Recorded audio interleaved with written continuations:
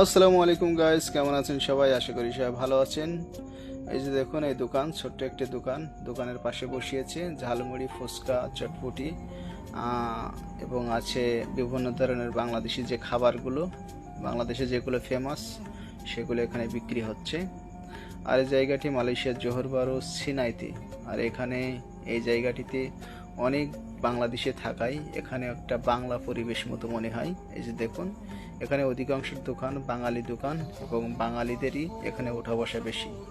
এই যে দেখুন, সবই বাঙালি। এই আমার বন্ধু ফুচকা খাচ্ছে, আমি ফুচকা খেয়েছি এবং বন্ধু বান্ধবরা সবাই মিলে আজকে এখানে এসেছি। আমরা যখন সময় পাই তখন যেখানে বাংলাদেশি খাবার বিক্রি হয় মালয়েশিয়াতে, সেখানে আমরা যাওয়ার চেষ্টা করি এবং সেখানে যে আমরা একটু আড্ডা দিই।